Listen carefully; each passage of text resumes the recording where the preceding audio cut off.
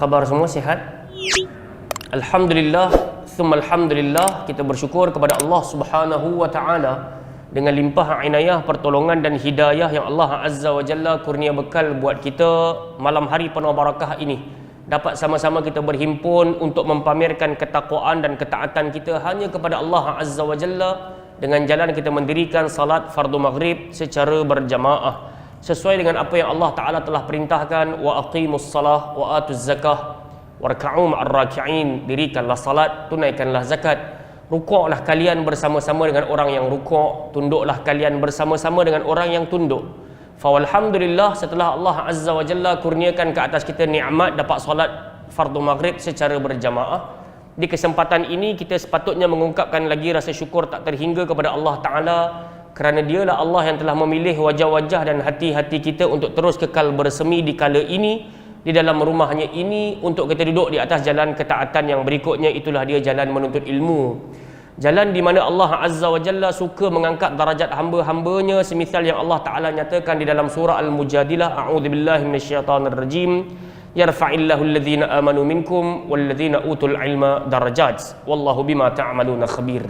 Kata Allah Ta'ala, dialah Allah yang suka mengangkat darajat-darajat orang-orang yang beriman di antara kalian dan mereka-mereka yang dibekalkan dengan ilmu pengetahuan.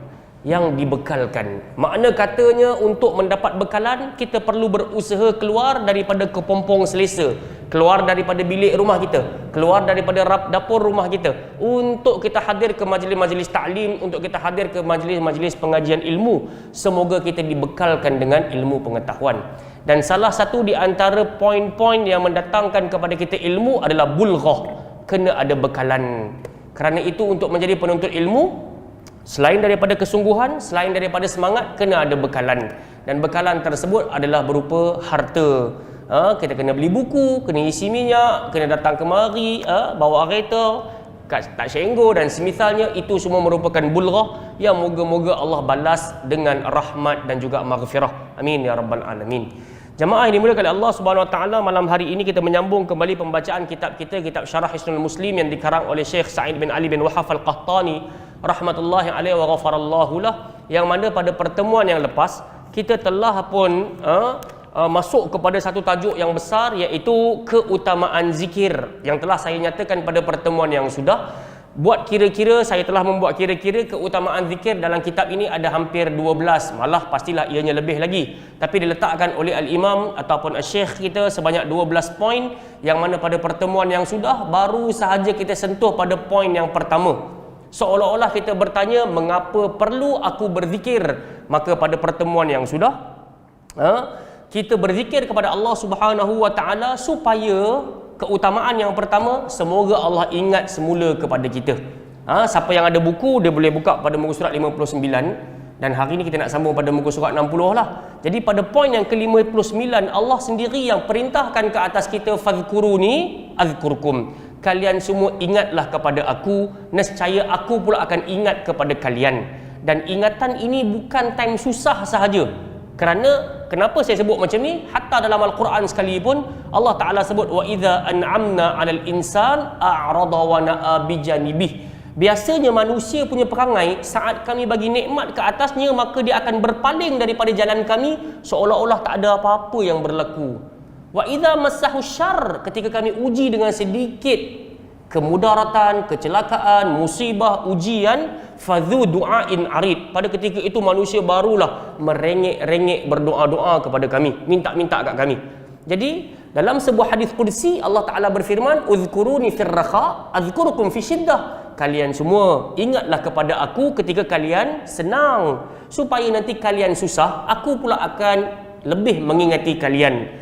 Makanya dalam ayat surah Al-Baqarah ini, ayat 152 ni, Allah sebut fadhkuruni azkurkum. Ini keutamaan pertama. Sebab dalam kehidupan duniawi ni, kita bukan nak manusia kenang kita. Kerana kenangnya manusia ke atas kita paling kuat 1 minggu, 2 minggu, kemudian dia berlalu pergi. Sebagaimana kita kehilangan ibu dan ayah kita.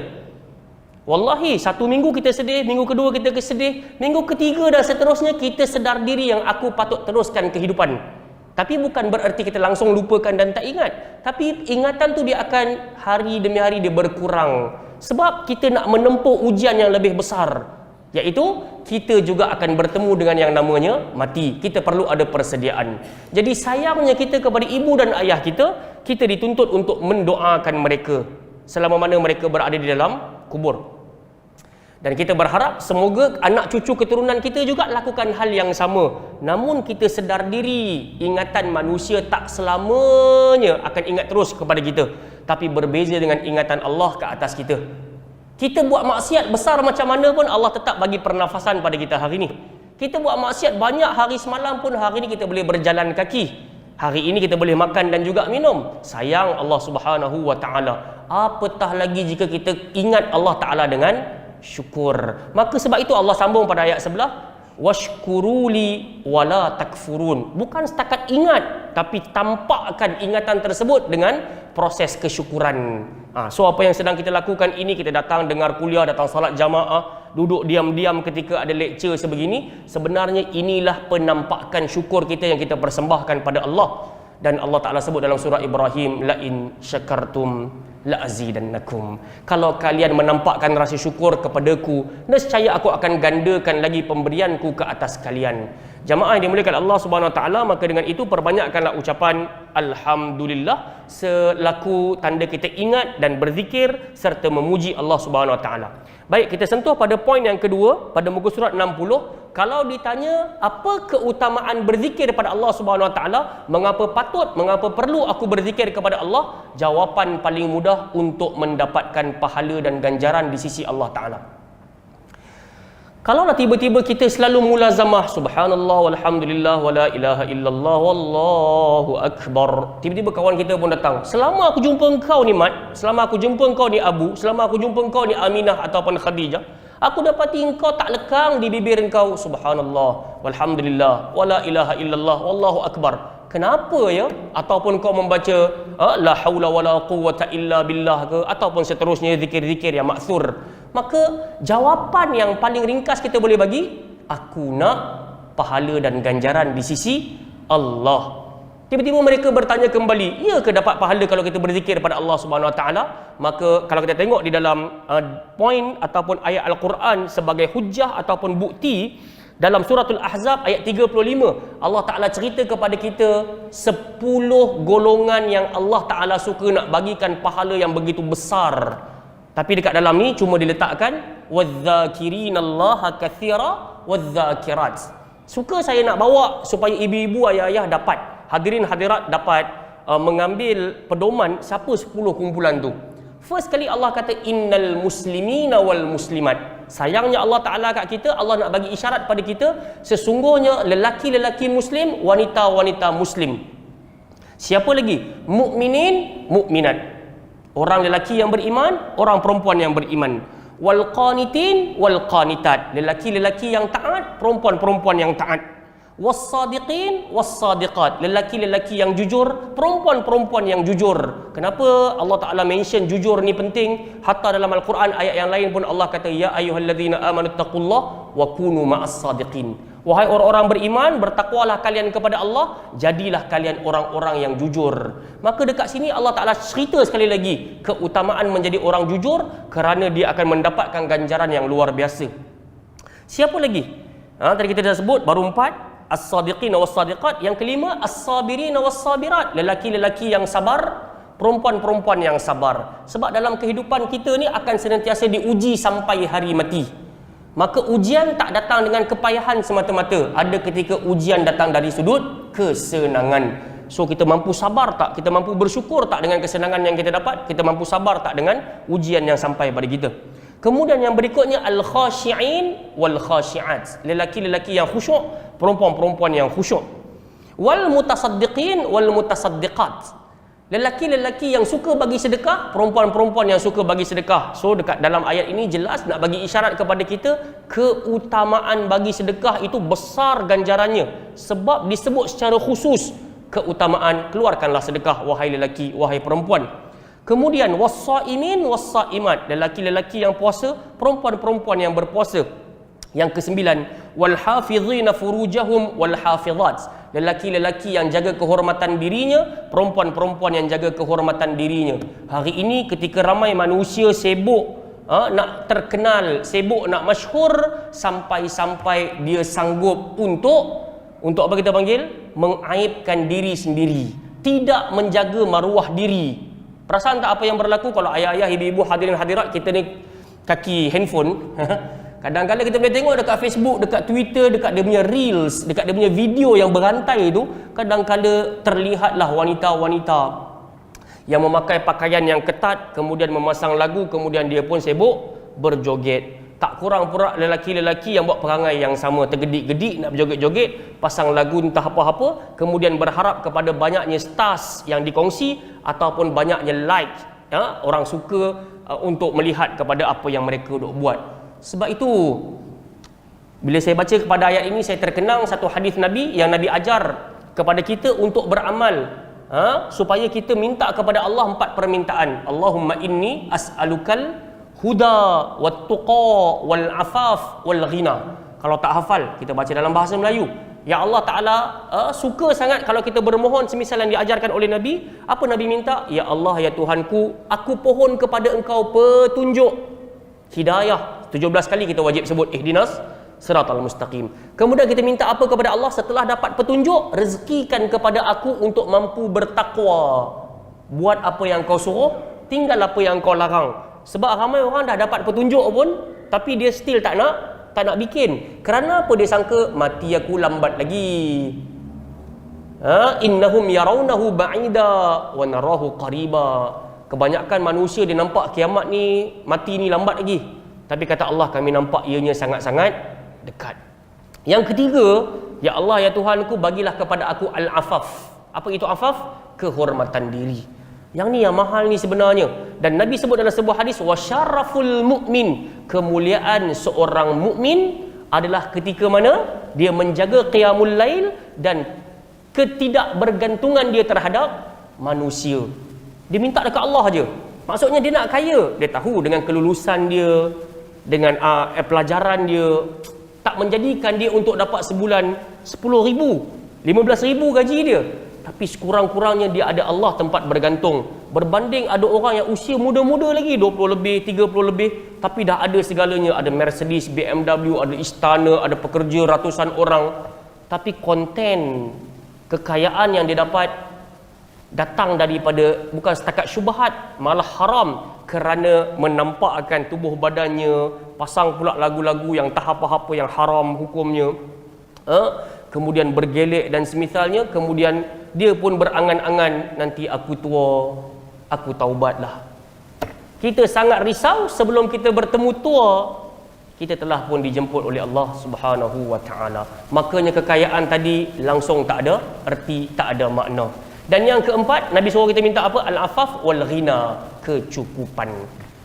So 4 benda ni penting. Mintalah kepada Allah semoga hari-hari kita dihiasi dengan hidayah, diberikan nilai takwa, diberikan kehormatan diri, dan yang keempat supaya kita senantiasa diberikan kecukupan. Baik. Jadi yang ke-10 ni siapa? Orang yang Allah Ta'ala janji nak bagi ganjaran besar ni, wadh-dhakirinallaha katsira. Lelaki-lelaki yang banyak ingat Allah, wadh-dhakirat. Begitu juga dengan perempuan-perempuan yang banyak ingat Allah. Jadi ke-10 golongan yang disebutkan oleh Allah Ta'ala dalam surah Al-Ahzab ayat 35 ni, Allah janji a'addallahu lahum maghfirah wa ajran azima. Ada 2 benda yang besar Allah nak bagi. Satunya pahala, yang keduanya pengampunan, yang keduanya pahala yang besar di sisi Allah Ta'ala. Telah kita nyatakan pada pertemuan-pertemuan yang sudah, mengapa perlu kita kepada pengampunan daripada Allah Ta'ala. Kan, saya kira 3-4 kali dah saya bawa analogi yang sama. Ketika kita buat salah di hadapan guru kita, di hadapan mak ayah kita, kemudian kita menjadi si pemberani yang mengaku kesalahan kita. Mak, minta maaf mak, cawan mak baru beli tu saya yang bagi jatuh, saya yang bagi pecah mak, maafkanlah saya mak. Tiba-tiba kita dengan hati yang kita panggil apa, berdegup laju, jantung yang berdegup laju, risau kena cubit, kena tarik telinga, kena sebat. Tiba-tiba mak kita pun peluk kita, mak kita pun kata tak apalah mak, maafkan, lain kali hati-hati, semoga tak berlaku kecelakaan sebagaimana tadi. So kita pun akan rasa, aku dimaafkan oleh mak aku, lapangnya dada. Dan manusia yang berbahagia adalah ketika mana di negeri akhirat kelak dia kembali kepada Allah dengan dosa-dosanya diampunkan. Kerana itu Allah Subhanahu wa taala nyatakan dalam hadis qudsi, yanzilu rabbuna tabaraka wa taala kull lailatin ila as-sama'i dunya hina yabqa thuluthul lailil akhir fayaqul man yad'uni fa astajib lah wa man yastaghfir li fa aghfir lah wa man yas'alni fa a'tiya lah, atau kama qala sallallahu alaihi wasallam. Bukankah Nabi pernah nyatakan setiap malam Allah Taala turun ke langit dunia, kemudian Allah Ta'ala pun berfirman, barang siapa yang meminta-minta kepadaku, nescaya aku akan bagi. Barang siapa yang bermohon, berdoa kepada aku mustajabkan. Dan barang siapa yang minta untuk aku mengampuni dirinya, pasti aku ampunkan dirinya. Makanya Allah nak bagi isyarat kepada kita, kebahagiaan kita saat kembali di negeri akhirat kelak kepada Allah, dalam keadaan dosa kita diampunkan. Bukan setakat itu, bahagianya hati ketika diampunkan, malah berbahagialah diri ketika Allah kata wa ajran azima, aku bagi pahala yang besar. Dan kita tahu yang sangat kita perjuangkan dalam kehidupan dunia hari ini adalah untuk masuk ke dalam apa? Syurga Allah Subhanahu wa taala. Kalau kita baca surah An-Nisa, Allah Taala sebut in tajtanibu kabair, jika sekiranya kalian semua menjauhi dosa-dosa besar yang telah aku nyatakan, jangan kalian buat, ma tunhauna anhu nukaffir ankum sayyiatikum. Kalau kalian tak minum arak, kalau kalian tak main judi, kalau kalian tak berzina, tak syirikkan Allah, tak apa kita panggil lagi, tilik nasib dan semisalnya, aku ampunkan dosa-dosa kalian. Bukan setakat itu, wa nudkhilkum mudkhalan karima, kami akan masukkan kalian ke tempat penuh kemuliaan, dan itu adalah syurga. Baik, jamaah yang dimuliakan oleh Allah Subhanahu wa taala, makanya telah kita sebutkan zikir ini dengan 3 alat. Satunya dengan hati, yang kedua dengan ucapan, dan yang ketiga dengan perbuatan. Dan saya kira melalui hati yang kita semua yakin semua nikmat kita dapat datang daripada Allah, semua ujian yang tertimpa ke atas kita pun datang daripada Allah, maka itu menampakkan iman melalui keyakinan. Dan iman melalui zikir melalui mulut pula, dengan jalan kita sebut macam yang Nabi kata 4 kalimah yang paling Allah cinta, subhanallah, walhamdulillah, wala ilaha illallah, wallahu akbar, pun kita kena amalkan. Kita boleh berbuat dengan mulut kita dengan jalan berzikir. Dan zikir yang ketiga adalah dengan perbuatan. So macam mana nak berzikir dengan perbuatan? Kita tengok pada muka surat 61, Nabi sallallahu alaihi wasallam bersabda, man istayqadha min al-laili wa ayqadha mara'atah fa sallaya rak'ataini jami'a kutiba min adh-dhakirin Allah katsira wadh-dhakirat. So dalam hadis ini Nabi sallallahu alaihi wasallam nak isyaratkan kita supaya tergolong di kalangan orang-orang yang Allah sebut pada ayat suratul Ahzab ayat 35 tadi. So Nabi bagi isyarat kepada kita, barang siapa di kalangan lelaki yang terjaga di pertengahan malam, kemudian dia membangkitkan isterinya untuk apa? Fasallaya raka'ata jami'a, untuk mereka saling mendirikan salat 2 rakaat secara berjamaah. Kutiba minadz-dzakirin Allah katsira wadz-dzakirat, pastilah Allah akan menetapkan, Allah akan mencatatkan ke atas mereka berdua, yang lelaki termasuk di kalangan orang yang banyak berzikir, dan perempuan pun termasuk di kalangan orang yang banyak berzikir kepada Allah Subhanahu wa taala. Jadi jelas zikir tak semestinya dengan mulut. So zikir, cara nak ingat Allah Subhanahu wa taala juga dengan jalan kita menggerakkan pasangan kita. Jamaah yang dimuliakan oleh Allah Subhanahu wa taala, maka ini juga merupakan salah satu tujuan perkahwinan. Kerana itu Nabi sallallahu alaihi wasallam sebut, ya ma'syaras syabab, barang siapa di kalangan kalian yang ada padanya kelapangan, kemampuan, falyatazawwaj, hendaklah kalian bernikah. Kerana hasil daripada pernikahan bukan hanya sebatas untuk memenuhi keinginan nafsu syahwat, akan tetapi melahirkan zuriat yang saleh dan juga salihah. Maka jangan orang-orang yang belum berkahwin lagi dia kata doa Rabbana hablana min azwajina nanti hanya layak untuk aku baca ketika aku dah kahwin. Sepatutnya sebelum dia kahwin lagi dia dah baca Rabbana hablana min azwajina wa dzurriyyatina qurrata a'yun waj'alna lil muttaqina imama. Sebelum dia kahwin lagi dia dah kena baca macam doa Nabi Ibrahim, Rabbi ja'alni muqimas salati wa min dzurriyyati rabbana wa taqabbal du'a.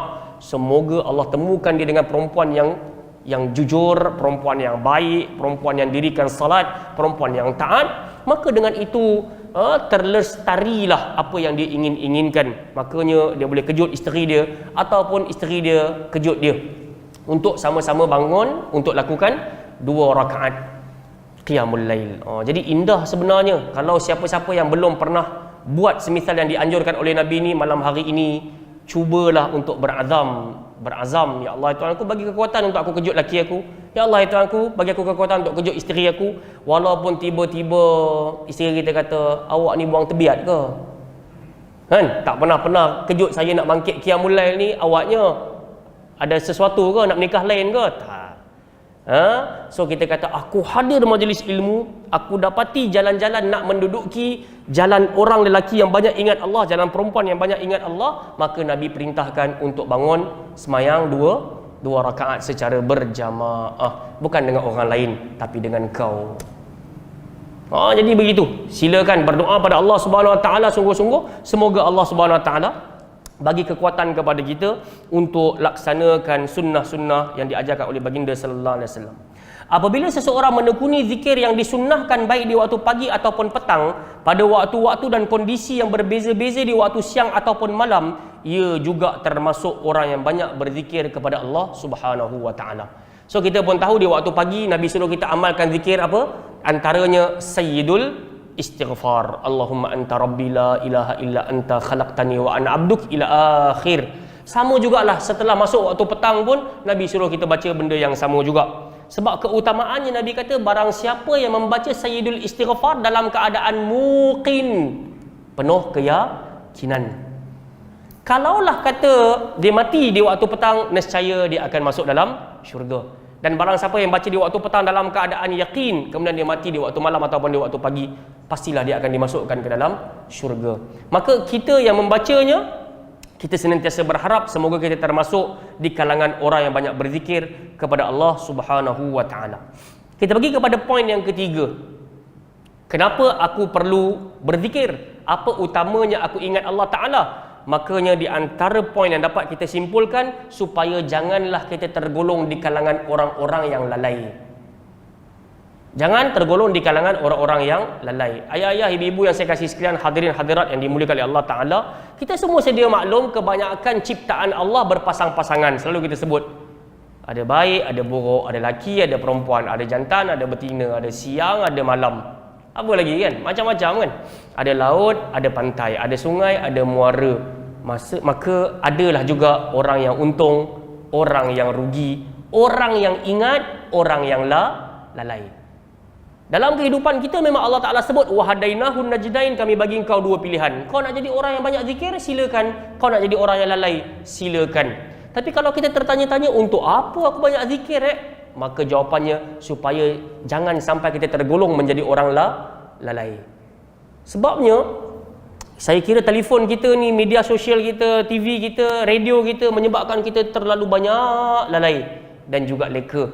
Makanya zikrullah, zikir-zikir yang diajarkan oleh Nabi sallallahu alaihi wasallam, perbuatan-perbuatan yang ditunjukkan oleh Nabi sallallahu alaihi wasallam untuk kita kurangkan ataupun kikis secara terus kelalaian-kelalaian yang banyak sangat menghantui dan juga kita dapatkan. Sampai-sampai saya kira kita atas motor pun ramai orang kurang zikir. Banyaknya kalau perjalanan kerja dia jauh, silap-silap habis 1 atau 2 album dia menyanyi atas motor. Kena pula bawa kereta, aircon pula elok, cuaca pula panas dekat luar, kemudian jarang dia nak pasang Quran, jarang dia nak pasang tazkirah, tapi dia lebih cenderung kepada frekuensi yang mana di dalamnya ada lagu-lagu muzik dan juga tawa gembira oleh DJ yang dilantik. Jadi justru itu kalau kita tanya-tanya kenapa aku kena zikir, jawapan besar dia adalah jangan sampai aku tergolong menjadi orang lalai. Makanya Allah Ta'ala sebut a'udzubillahi minasyaitonirrajim dalam surah Al-A'raf ayat 205, wadhkur rabbaka fi nafsika tadarru'an wa khifatan wa dunal jahri minal qawli bil ghuduwi wal asal wa la takum minal ghafilin. Allah Ta'ala ajar kepada kita bagaimana kaedah nak ingat Allah, macam mana cara nak berzikir kepada Allah. First kali Allah kata, sebutlah nama Tuhanmu dalam dirimu, dalam hatimu, dengan merendahkan diri dan rasa takut. Ini first kali. Bila kita sebut nama Allah Subhanahu Wa Taala, bukan sebatas di bibir sahaja.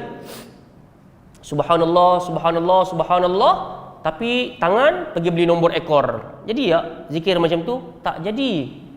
Ataupun buat maksiat, beli pegang botol arak ke bismillah, bismillah, bismillah, dia sebut nama Allah, tapi perbuatan tak selari dengan apa yang dia ucapkan. Jadi Allah ajar kita, kalau kau nak ingat kepada aku, dengan hatimu, bukan setakat di lisanmu. Kemudian Allah Ta'ala kata, buang segala rasa ego, emosi.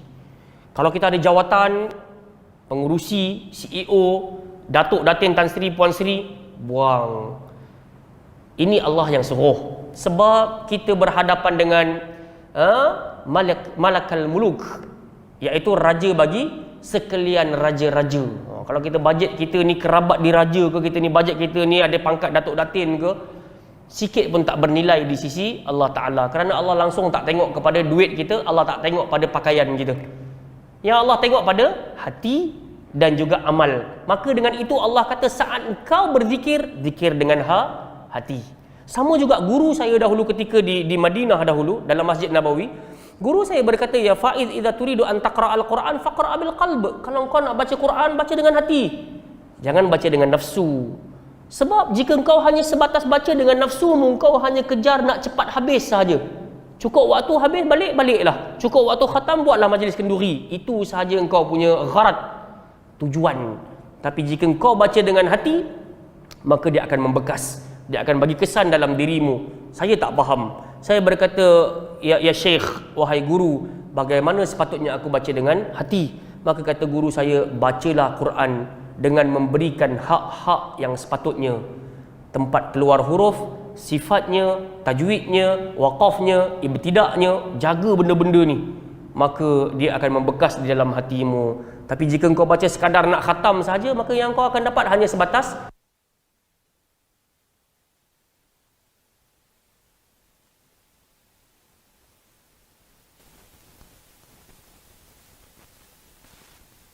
atas minta sahaja. Orang lain minta, aku pun nak minta. Apa kau minta? Entah.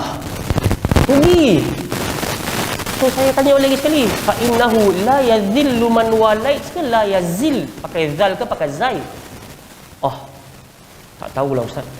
Jadi saya kata saya nak dengar jawapan ni lah. Tak tahu. Sebab tu Imam Malik juga sebahagian salaf yang lain berkata, idza qulta kalimatun la adri nisful ilm. Ketika engkau sebut saja aku tak tahu, sebenarnya engkau dah dapat sebahagian daripada ilmu. Tinggal lagi sebahagian, engkau kena dapatkan jawab. Engkau pasti akan dapatkan jawapannya. Tapi kalau engkau memandai-mandai, bahayalah. Jadi saya pun tinggalkan soalan yang sama lah pada kalian. Balik nanti cek lah, la yazil ke la yazil, kan? Sebab kalau ada di kalangan kita yang betul-betul berpegang dengan bacaan qunut, maka sepatutnya dia tahu apa permintaan qunut yang diminta pada Allah Ta'ala. Allahumma hadini fi man hadait wa afini fi man afait wa tawallani fi man tawallait. So dia kena tahu apa yang diminta-minta. Bukan saya suruh. Bukalah ayat 205 surah Al-A'raf ni. Allah yang kata, ingatlah aku dengan hatimu, buang egomu. Kemudian Allah kata apa lagi? Wadunal jahri minal qaul. Tak usah kuat-kuat sangatlah nak minta ni, kan? Allah Ta'ala sendiri yang kata dunal jahri minal qaul. Cukup setakat telinga kita dengar, ataupun kalau kita terkuat sikit, kawan sebelah kanan sebelah kiri terdengar, okeylah. Tapi jangan sampai hujung sana, belakang sana. Bukankah ada satu hadis di mana Nabi sallallahu alaihi wasallam ketika masuk dalam masjid, ada seorang sahabat sedang baca Quran dalam solat kalau tak silap. Habis-habis dia solat, apa yang berlaku? Nabi panggil dia, Nabi panggil semua sekali. Nabi sebut, ya ayyuhan nas, wahai sekalian manusia. Kemudian Nabi sambung dengan ucapan, kulluna yunaji rabbah. Sebenarnya sedar tak sedar, kita ni semua sedang bermunajat kepada Allah. Fala yajhar ba'dakum li ba'din bi aswatikum. Maka janganlah kalian sakitkan hati kawan-kawan kalian dengan suara kalian. Maka dengan itu kita pun ikut firman Allah Subhanahu Wa Taala. Apa yang Nabi sampaikan pun tidak kontradik. Tepatlah misalnya Allah kata dunal jahr, jangan kuat-kuat. Taib. Kemudian Allah Ta'ala kata, waktu bila nak kena doa? Bil ghuduwi wal asal. Baik siang, baik malam, baik pagi, baik petang. Itulah kaedah dia. Saat kau meminta-minta, jangan kau nak sandarkan aku datuk, aku datin, aku CEO, aku pengerusi, aku naik, bla bla. Tak pasal, tak payah. Buang semua. Dan yang kedua, mintalah dengan suara yang halus. Kerana saya pun kira kalau kita berdoa tanpa suara pun kadang-kadang dia tak menusuk. Sebab di dalam pembacaan doa, jika disulami dengan rengekkan, dia akan bawa kepada khusyuk. Sebab tu juga ada hadis kalau kita baca dekat dalam kitab At-Tibyan fi Adabi Hamalatil Quran karangan Al-Imam An-Nawawi rahmatullahi alaih, memang Nabi pernah sebut Iqra'ul Quran wabku. Kalian bacalah Quran, merengek-rengeklah, menangislah.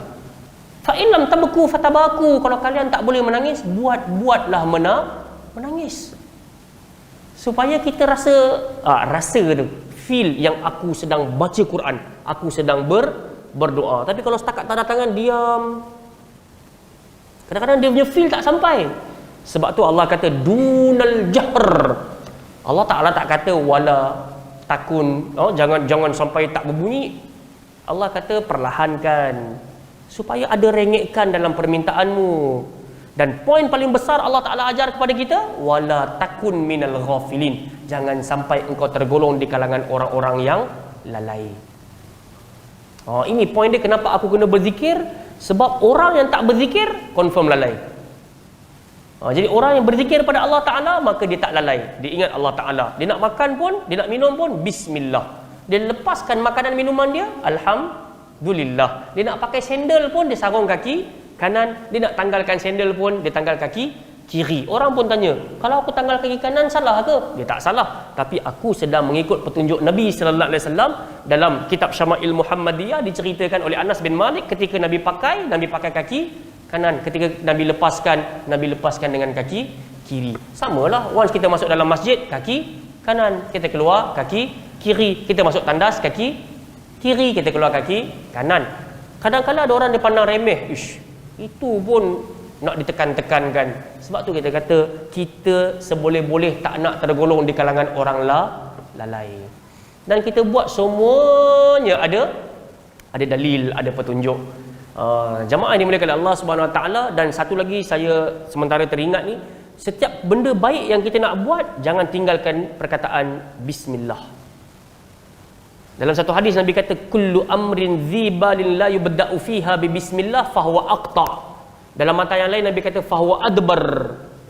Maksud dia apa? Setiap perkara yang baik, jika engkau tak mulakan dengan bismillah, maka pahalanya akan terpotong ataupun langsung tak diterima.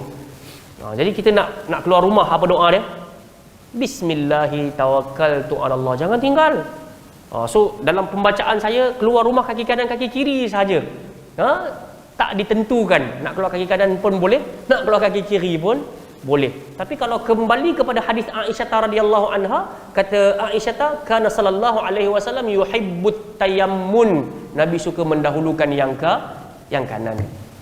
So kita pun nak naik motor, kita pun kita tengok bila Nabi duduk atas kenderaan Nabi, maka Nabi sebut Allahu akbar, Allahu akbar, Allahu akbar. Bismillah, bismillah, bismillah. Sebut nama Allah Taala, benda baik. Kita pun nak naik motor pun bismillah. Kita masuk dalam kereta, tarik kita punya tu pun duduk bismillah. So ini di antara sunnah-sunnah yang kalau kita buat, semoga kita tak tergolong di kalangan orang-orang yang lalai. Baik, kita tengok pada perbahasan di bawah ini dikatakan, apakah maksud ayat 205 ini? Yakni, wahai Muhammad, apabila engkau menjadi imam, bacalah dalam hatimu dengan tadarru', yakni tenang. Ini pun sebenarnya firman Allah Ta'ala. Bila kita baca surah Al-Muzammil, Allah Ta'ala kata, warattilil auzid alaihi warattilil qur'ana tartila. Kalau engkau dah berjaya mendirikan salat, maka bacalah bacaan dalam solatmu itu dengan tartil. Ibu-ibu di belakang sana tahu tak tartil tu apa? Syekh Akmal, tartil. Apa itu tartil? Al-hudu was-sakinah. Perlahan, tenang. Ini yang perintah Allah Ta'ala dalam surah Al-Muzammil. Sebahagian yang menafsirkan ayat ini mengatakan, bacalah dalam hatimu dengan tadarru'. Maksudnya kita baca tenang. Ma anzalna 'alaikal Qur'ana litashqa. Quran tidak diturunkan ke atas engkau wahai Muhammad untuk menyesak-nyesakkan hatimu. Samalah kita. Jangan baca Quran makin rasa, hui, sakit dada lah. Susahlah ayat ni, malah nak baca. Dia tak seperti itu sepatutnya. Sebab tu kena baca tenang-tenang. Kalau kita baca riwayat Sayyidina Ali bin Abi Talib radhiyallahu anhu, dia maksudkan tartil itu bukan setakat perlahan dan tenang, tapi tartil itu engkau membacanya dengan mengeluarkan tempat makharijul huruf, sifatul huruf. Engkau membacanya dengan tajwid. Engkau membacanya dengan apa lagi? Engkau tahu dekat mana kena berhenti, dekat mana nak sambung balik. Itu tartil. Okey. Wa khifah, yakni rasa takut dari azab Allah Subhanahu Wa Taala. Jadi once kita baca Al-Quran dalam solat kita, sebahagian penafsiran menyatakan bacalah Quran dengan tadarru' itu tenang dan rasa takut. Sebab tu selalu saya pernah syarah kepada kalian, saya kongsi kepada kalian, di antara tanda-tanda kesempurnaan ibadah yang kita persembahkan pada Allah. Untuk satu-satu ibadah kita menjadi sempurna sampai pada Allah dengan dua hal. Mesti dua hal. Apa dia? Mengagungkan Allah, menghinakan diri di hadapan Allah Subhanahu Wa Taala. Untuk Allah Taala terima amalan, dengar, untuk Allah Taala terima dua hal juga, ikhlas, ikut sunnah. Tapi amalan yang sempurna yang dipersembahkan kepada Allah juga dengan dua hal. Dia mesti mengagungkan Allah dan dia kena ada tazallul, hina diri dekat depan Allah Taala. Sebab tu dalam banyak-banyak zikir, antara zikir yang terbaik Nabi kata, jangan tinggalkan doa Dhunnun. Siapa dia? Dhunnun, Nabi Yunus. Apa doa Nabi Yunus? La ilaha illa anta subhanaka inni kuntu minadh zalimin. Kerana dalam doa ini adanya pengagungan terhadap Allah. La ilaha illa anta, tidak ada sembahan yang berhak diibadahi kecuali engkau wahai Allah, maha suci engkau. Itu pengagungan yang dahsyat. Inni kuntu minadh zalimin, itu kita panggil apa tadi? Penghinaan terhadap diri. Sesungguhnya aku termasuk di kalangan orang-orang yang zalim. Ad-Dhahhak bertutur berkata, artinya bacalah saat solat subuh, maghrib dan isyak dengan suara yang jahar. Ini sebahagian penafsiran. Makna katanya, inilah waktu-waktu yang diminta untuk baca keras. Waktu lain jangan baca keras. Zuhur dengan asar jangan baca kuat-kuat. So subuh, maghrib, isyak silakan. Firman Allah Ta'ala, wala takum minal ghafilin, yakni janganlah engkau lalai terhadap bacaan pada solat asar dan juga zuhur, kerana engkau melirihkan bacaanmu pada kedua solat tersebut. Maksudnya juga, saat kita baca dalam solat zuhur ataupun asar, jangan baca sambil lewa. Tak ada tajwid, tak ada perasaan. Azan dah? Berapa minit lagi? Dia bunyi awal. Kan, makanya Nabi sallallahu alaihi wasallam disebutkan 6 minit lagi. Tayyib, barakallahu fiik. Ketika solat zuhur dan solat asar ni, kita jangan pula buat diam, tak reti apa-apa. Baca pun laju semacam alhamdulillahirrahmanirrahim maliki yaumiddin iyyaka na'budu wa iyyaka nasta'in ihdinas siratal mustaqim siratal ladzina an'amta 'alaihim ghairil maghdubi 'alaihim waladdallin. Amin. Asal aku baca sudahlah ustaz, kau tak payah sibuk lah. Isu dia bukan asal baca, asal tak baca. Sebab kita dah pernah syarah dah, di antara 10 orang yang Allah nak muliakan menjelang kiamat kelak dalam syurga, dia mesti ada dua hal. Satunya dia jaga awal waktu, dan yang kedua dia jaga kualiti solat. Bagaimana kualiti solat tersebut? Alladzina hum ala salatihim yuhafizun. Dalam surah Al-Ma'arij Allah Ta'ala kata, maka dia jaga, bukan setakat rukuknya 90 darjah, sujudnya punggung lebih tinggi daripada kepala, kemudian dia tenang, bukan setakat itu, tapi dalam bacaan itu sendiri. Bismillahirrahmanirrahim. Satu, tenang. Alhamdulillahi rabbil alamin. Ar-Rahmanir-Rahim. Baca satu. Kalau tidak dengan tajwid sekalipun, biarlah kita rasa yang aku sedang membaca. Tapi ramai di kalangan kita, agak-agak bila kita sedar kita sedang solat, biasanya time bagi salam. Assalamualaikum warahmatullahi, Assalamualaikum warahmatullahi. Kau dah habis sembahyang dah? Kan? Sebab yang di awal-awal tadi tu tak ambil peduli. Allahu Akbar menghadap tengah, time tu lah duk ingat kunci kereta bawah bantai, minyak tak isi lagi, gas lupa tutup, time tu tiba-tiba Assalamualaikum, dah habis sembahyang dah rupanya. Assalamualaikum. Kemudian kita pun tertanya-tanya, kenapa rezeki aku tak lebat-lebat, kenapa hidup aku tak tenang. Sebab kita sendiri tak jaga kualiti dalam solat kita. Jadi jamaah yang dimuliakan Allah Subhanahu taala, makanya zuhur dan asar ni jangan kita anggap tak apalah, baca main-main pun bukan ada orang dengar pun. Kan? Sebenarnya Allah Taala Maha mendengar. Hatta semayang asar lagilah Allah kata dalam surah Al-Baqarah muka surat 39 ayat atas sekali, hafizu 'alas salawati was salatil wusta. Allah kata kalian semua jagalah seluruh solat yang difardukan, tambah solat tengah, solat asar. Wa qumu lillahi qanitin, dirikanlah solat tersebut dengan penuh ketaatan. 5 waktu ni. So makna katanya jangan subuh je kita pun bismillahirrahmanirrahim beria-ria baca, tiba-tiba zuhur asar tu inna a'taina pun maksudnya kausar pun tak berbunyi, fasalli li rabb pakai huruf sin je, fasal. Apa yang fasal? Fasal lah kan, fasalli li rabbika wanhar inna syani'aka huwal abtar. Baca satu tenang. Semoga solat kita bukan termasuk di kalangan solat orang-orang lalai. Saya kira kita dah biasa dengar kot bila kita baca surah Al-Maun, fawailul lil musallin alladzina hum an salatihim sahun. Tapi sahun dekat sini maksudnya melewat-lewatkan salat. Sebab tu kalau kita baca tafsir surah tu, ada sebahagian di kalangan mufassirin mengatakan syukur, segala puji bagi Allah. Allah Ta'ala tak sebut alladzina hum fi salatihim sahun. Kalaulah Allah guna ayat ataupun perkataan fi pada ayat tersebut, pasti kita semua tergolong di kalangan fawail. Faham tak? Tapi Allah kata an salatihi, maksudnya orang ni dia tahu asar 4.38, 4.36 contohnya, tapi dia kata nantilah 4.20 lah aku sembang zuhur. Itu sahun tu. Faham? Dia sengaja melengah-lengahkan. Dia bukan tak semayang, dia semayang, tapi dia lengah-lengahkan. Itu sahun dalam ayat surah Al-Maun tersebut. Tapi sebahagian, kalau tak silap saya, Mujahid radhiyallahu anhu dia kata syukur, alhamdulillah Allah Ta'ala tak sebut alladzina hum fi salatihim sahun. Kalau di dalam solat mereka sahun, kita lah antara orang yang celaka dalam solat. Itu ingat, ini ingat, itu ingat, ini ingat. Time solat tu baru nak ingat, luar solat tak ingat dah. Itu yang ajaibnya. Baik, jamaah yang dimuliakan oleh Allah Subhanahu wa taala, insya-Allah pada pertemuan yang akan datang kita akan sambung pada poin yang keempat, berkenaan dengan perumpamaan orang zikir dengan orang tak zikir pula. InsyaAllah panjang umur murah rezeki, kita bertemu lagi. Yang baik pasti datang pada Allah Ta'ala, yang lemah datang daripada diri saya dalam menyampaikan. Moga-moga ada kebaikan dalam pertemuan ini. Subhanakallahumma wa bihamdika asyhadu an la ilaha illa anta astaghfiruka wa atubu ilaik. Sallallahu ala nabiyina Muhammadin ala alihi wasahbihi wa baraka wasallam. Aqul qali hadza astaghfirullahal azim li wa lakum. Assalamualaikum warahmatullahi wabarakatuh.